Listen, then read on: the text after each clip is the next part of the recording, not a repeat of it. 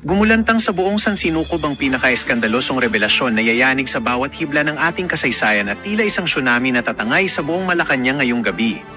Sa isang hindi inaasahang kaganapan na tila kidlat na tumama sa gitna ng katahimikan, kumakalat na ang balitang si Pangulong Bongbong Marcos ay di umano'y arestado na matapos ang isang selyadong operasyon ng mga otoridad na pilit na ibinaon sa dilim ng gabi.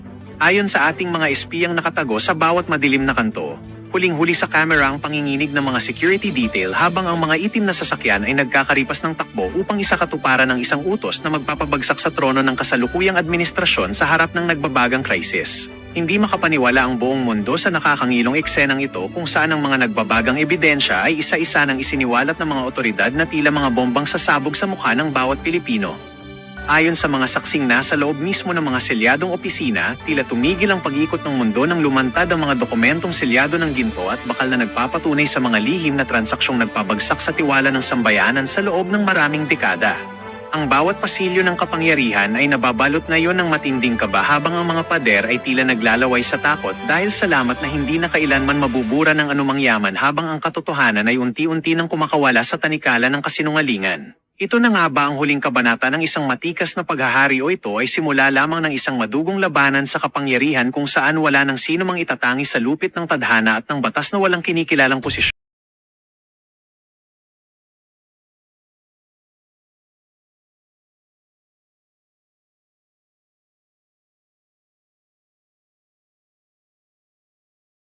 Sinabi niya, minana lang daw ni Katapang. Oh, tanggap niyo ba yun? Sasabihin ng isang congressman na minana lang ni Katapang yung nangyari sa Bucor?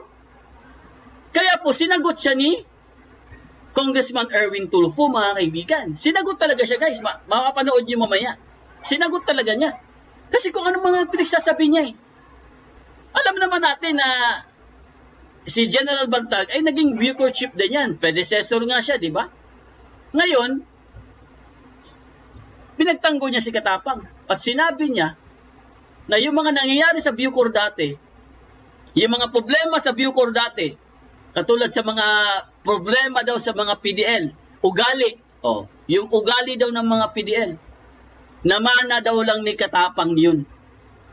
Ang tindi, no? Minana lang ni Katapang.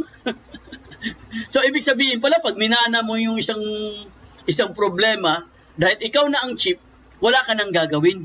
Ganun ba yun, guys? Dahil minana mo lang eh. Ibig sabihin, ay, minana ko lang itong problema na to. Wala akong gagawin dyan. Oh, di ba hindi tama yun? Dahil ikaw na nga ang chief dyan, ikaw na ang leader dyan, dapat gawin mo ang dapat mong gagawin. Ang nararapat. Huwag mong sabihin na, porket minana mo yung problema, wala ka nang gagawin, sitting pretty ka na lang dyan, mag-aantay ka na ng mga, ng mga tongpats. Kasi ang daming tongpats sa loob eh. Tapos hahayaan mo na lang yung mga PDL? Sige, bahala kayo dyan. Para isisi kay Bantag, ganun ba yun? Kasi mga kaibigan, hindi tama yun eh. Para sabihin mo na, minana ko lang kasi yung problema eh. Kaya daw yung mga tao doon, kaya daw yung mga PDL doon sa loob, mga kaibigan, masama daw ang ugali dahil minana daw niya. Diba? Grabe, di ba? So, ibig sabihin, minana mo pala, umalis ka na lang dyan sa pwesto. Huwag ka na dyan, huwag ka na maging chief. Ganun pala ugali mo eh.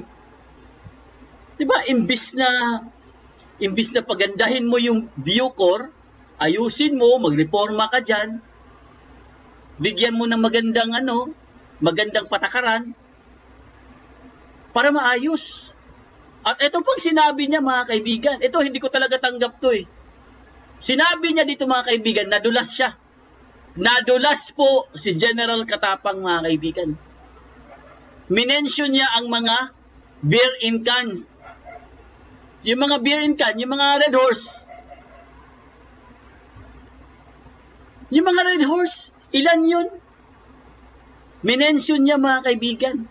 At minention din niya na tinanggal niya lahat ng mga kasapi ni General Bantag o yung mga dating mga tauhan ni Bantag. Minention din niya dito, mga kaibigan. Siguro niya minention para makalusot siya. Hugas kamay. Kasi ang tinatanong lang naman dito yung PDL eh. Yung nawawalang PDL. Bakit siya nawawala? Buhay pa ba siya? Nasa loob ba siya o nasa labas? Pero ang dami niyang sinasabi, mga kaibigan. Lahat ng mga contrabands doon, sinisi niya pa rin si Bantag. So, ibig sabihin, hindi talaga siya pwede sa Bucor, si Katapang. Dapat talaga, guys, maalis siya sa pwesto. Kasi pag hindi, wala siyang gagawin dyan. Hahayaan lang niya ang Bucor. Kasi nga, minana lang niya. Ayun, mga kaibigan. Kawawa tayo mga Pilipino na leader na in-appoint dahil lang sa kamag-anak. Hindi dahil sa kanyang pagkatao. Yes, I agree. May mga ganun.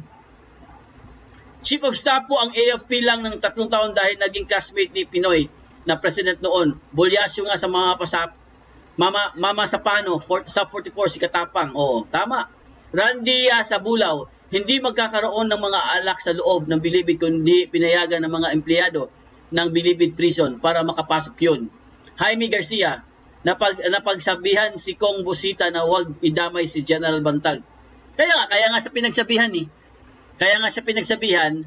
ni ni Kong Busita na huwag mo idamay si Bantag. Huwag kang mag-mention ng Bantag dito kasi hindi naman si Bantag ang pinag-uusapan dito eh. Dapat ang pag-uusapan dito, yung present, yung current na nangyayari sa Bucor. Corruption, nawawalang PDL, mga bribery, kung ano-ano pang mga nangyayari, mga contrabands. Dapat yun ang pag-usapan. Hindi mo dapat isama si Bantag dito. Dahil si Bantag wala na. Pero kung pilit mong isama ang pangalan ni Bantag dito, ibig sabihin, simple lang yan. Naguhugas kamay lang po kayo, General.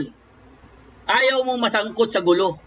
Gusto mo lahat ng nangyayari ngayon dahil bistado na kayo, bulilyaso na guys eh. So naghahanap ngayon sila ng scapegoat. Palusot. Scapegoat ibig sabihin palusot. Ayun. Dinadamay nila si General Bantag. Kasi bakit mo sasabihin? Sige nga, bakit sasabihin mo pati yung mga Red Horse? Bakit mo i-mention yun? Eh wala yun sa usapan eh. Bakit mo sasabihin yun? Pati yung mga ugali ng PDL, sasabihin mo, ang mga ugali daw ng mga PDL ngayon, mga salbahes daw. Wala daw respeto. Dahil minana lang daw niya yung mga ugali ng mga PDL. Minana lang daw niya, mga kaibigan. Dahil wala pa daw siyang 1 year. 1 year na siya. As appointees, no? Appointees as Bucor. Nag-gets nyo, guys? Grabe ng hugas kamay, no? Para lang malinis yung sarili niyang Eh siya naman gumawa ng kasalanan doon, hindi naman si Bantag. Di ba? Kaya nga siya nilagay dyan sa Bilibid Prison tapos sisisi niya mga taong inalis sa pwesto. Yun nga yun eh. Tama mo, Randy Sambulaw. Yun nga yung doon eh. Yun nga yung purpose doon eh.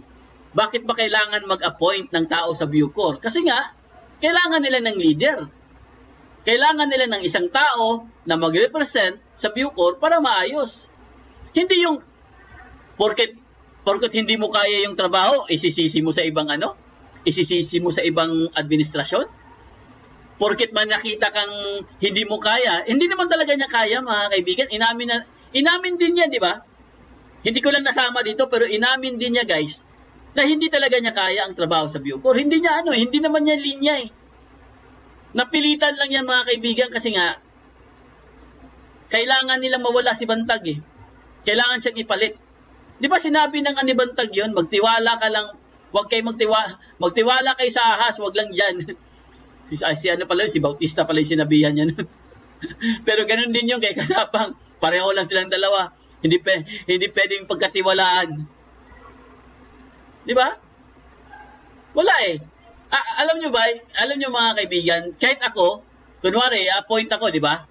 Tapos pag-upo ko, kunwari, in-appoint ako, nakita ko yung pwesto ko, naku, ano ba to? Ang daming, ang daming problema. Magrereklamo ka ba? Sasabihin mo, Mr. Secretary, ang daming problema sa Bucor, bakit mo ako inupo dito? Gaganon ka ba, guys? Di ba hindi? Kaya ka nga inupo dyan, kasi kung ano yung kaharap mo dyan, kung ano yung problema nandyan, harapin mo. ayusin mo ang Bucor. Hindi yung magrereklamo ka. O, katulad dito ha, panoorin natin. Sa Bilibid, hirigpitan din ang pagsasala sa mga Dapat naman talaga bawal ang online delivery. Wala nang aasikasuhin yung taong mga gwardiya dyan. Kung may delivery yan, ano ba talaga to? pinapasok na pagkain. May nakalulusot daw kasing kontrabando gaya ng sigarilyo at sex toys. Nasa frontline ng balitang yan. Ang lupit, sex toys. Ano yun? Si Gary De Leon, exclusive.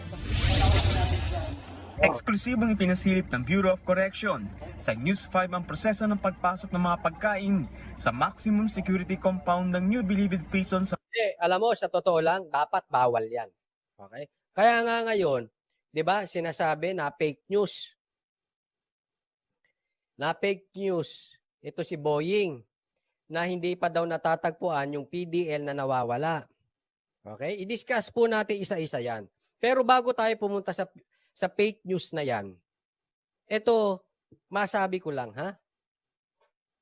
Palagay ko habang iniimbestigahan yan, kung nagawa nilang suspindihin si Bantag noon, or ginagawa naman to sa ibang ahensya, pagka may anomalya doon sa kanilang hinahawakan, pinagbabakasyon muna. Sinususpindi muna, or pinagbabakasyon muna. Kasi bakit merong ganyan? Bakit may nakawala? Bakit may fake news ang sekretary? Bakit may kainan dyan? Bakit di umano may pulburon at kubol na naman? Sa madaling salita, sa akin lang, ha? At sa nakikita ko sa nangyayari sa ating bansa, pag may ganitong bulilyaso, iskandalo, or etc., sinisuspindi. Bakit hindi suspindihin si Katapang? Anong meron? Ang bilis nyo sa ibang bagay magsuspindi ng tao. Tanggal nga agad eh. Oh. Sila sekretary tanggal agad, wala namang, hindi namang ganyan kalalim ang bulilyaso. Lakas, kaya ako nabibili ba? Malakas to si Katapang. Oh, heavyweight Katapang. Oh. Bakit hindi suspindihin si Katapang habang hinahanap yung PDL na yan? Habang iniimbestigahan, bakit binalik ang kubol? Bakit binalik ang food delivery? Bakit may VIP treatment dyan? Suspindihin muna hanggat nasusolusyonan yan. Muntinlupa. Kailangan ay nakalagay sa transparent container ang mga pagkain at nakasilid sa transparent plastic bag. Isa-isang iniinspeksyon ng mga gwardiya ang pagkain para masiguro. Break muna. Doon sa mga nanonood at manonood ng replay, wag po kakalimutan. Pa-like naman, ha? At saka subscribe. Wag po kalimutan sa mga hindi ko pa po subscribers, subscribe po tayo. Walang nakahalong kontrabando tulad ng illegal na droga. Kinetik ng gwardiya po natin na naka-searching sa searcher po natin in front of the K9 unit. Pagkatapos po ma-process, ma-check, pinaamoy po sa ating mga K9 dog para po pinasok. Tingnan nyo, ha? Pinaamoy dun sa kanilang K9 dog. So, okay na po. Patatawag po yon bago kukunin po mismo nila. Karamihan daw sa pagkain ay pina-order o ipinaluto ng Persons Deprived of Liberty o PDL sa kanilang mga kamag-anak. Kaya ang bawat dumarating na may bitbit na pagkain, kinakailangang may ID at nakaregister sa listahan ng Bucor na kaanak sila ng PDL. Karamihan, pero hindi lang diyan. May nagpapagrab pa raw. Kung hindi masunod ang requirements na yan, ay hindi papayagang ipasok ang pagkain. Di nga.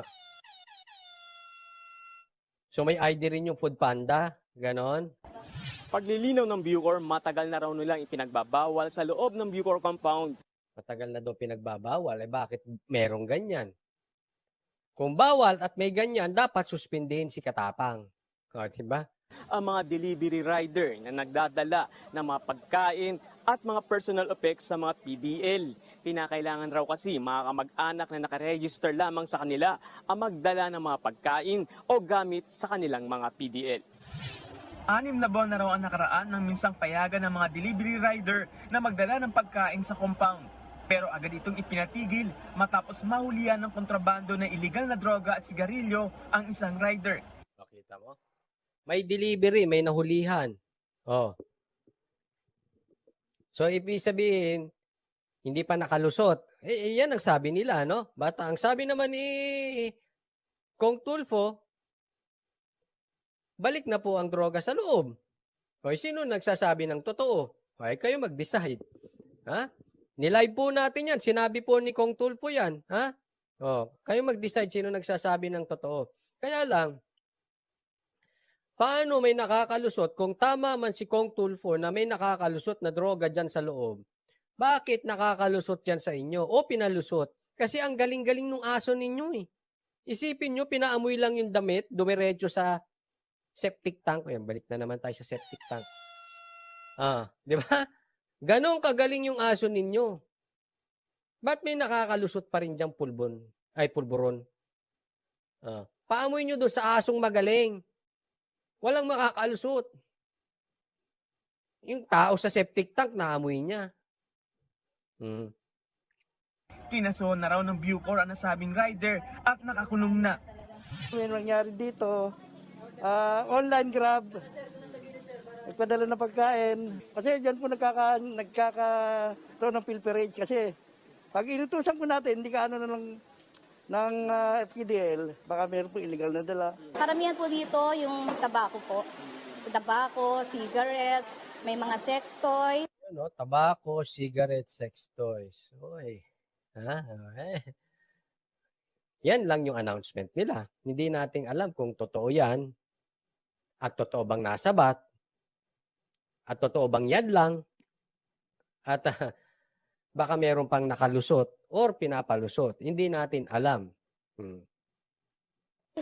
And then meron po mga medicine na hindi po talaga ma-determine kung ano. Medicine na hindi ma-determine kung ano. Anong gamot yun? Di droga yun. Marami pa po. Maigpit din ang proseso ng Bucor sa pagtanggap ng bisita na may dalang pagkain. 10 screening process ang dinaraanan ng mga dumadalaw at ng mga pagkaing dala nila. 10 screening process. Tapos may nakakalusot pa. Again, kung totoo yung sinabi ni Kong Tulfo, kasabwat kayo. 10 screening process, makakalusot ka pa ba dyan? Bantay sa lakay. Kung totoo bantay sa lakay kayo dyan. Paano lulusot sa 10 yun? Pinalusot nyo yun. Bago nila makaharap ng kalahating oras ang mga PDL. Before pa lang sila pumasok dito, nagkakandak na ng initial inspection po. Sa K9 unit po ang nagkakandak doon. So lahat po yan, meron po tayong sniffing dog na yun po yung umaamoy doon sa belongings ng mga... Galing yung sniffing dogs nyo, ma'am. Oo. Pamahalin yan. Milyon-milyon yan. Alagaan yung mabuti, wag sanang mamatay. PDL's visitors. And then, bukod po sa sniffing dogs, nagkakandak pa rin po tayo ng manual inspection. Pinapayagan daw talaga ng Bucor ang paghahatid ng pagkain ng mga kaanak sa mga PDL. Lalo't 70 pesos kada araw lang ang budget sa kanilang pagkain. Nagbabalita Yun, binarangan ni Kong Tulfo tong sila Katapang dahil nagpapapasok daw kasi syempre lalo na yung mga VIP na mga foreigners na nakakulong, hindi kumakain, di ba? O, Bibian 1, sa panahon lang nila PRRD at DG Bantag walang ganyan sa loob. Kaya nga, galit na galit sila doon sa Red Horse, yung pala. Di ba? Seriously, ha? Ewan ko, bakit hindi tingnan na suspindihin muna habang iniimbestigahan yung nawawala? Kasi alam nyo, una, kasalanan yon kung sino ang head doon, yung chief, yung director general ng Bucor. So may ganyang bulilyaso, hindi maiiwasan na posibleng kasabwat. Kaya dapat yan sinususpindi muna habang iniimbestigahan. Hindi po nating sinasabi na case closed na yan, gaya ng gawain nila. Pero habang iniimbestigahan, dapat sinisuspindi si Katapang. Pero ito rin ang higit sa lahat na dapat nating makita. Bakit yung fake news na sinasabi ni Boying Rimulya na siya ay na fake news, hindi nila sabihin, wala eh. Sabi, bakit nagkaroon ng fake news si Boying? Sabi ni Katapang, hindi daw siya nagsabi. Sabi rin ni Angelina, hindi siya nagsabi. Ang tanong, bakit hindi nyo tanungin si Boying, SOJ, kung sino nagsabi sa kanya ng fake news? At dapat yan ay nasususpindi rin. Bakit ka magsasabi ng isang fake news sa sekretary? E di ginawa mong tanga yung tao. Magmumukhang tanga. Tama si delay nyo na sinabi na fake news pa. Tama si Kong Tulfo. Magmumukhang tanga yung tao. Ang tanong, bakit? Wala. Walang kayong sinasabi. Ba't walang sinasabi si SOJ Boying kung sino ang nagsabi sa kanya ng fake news?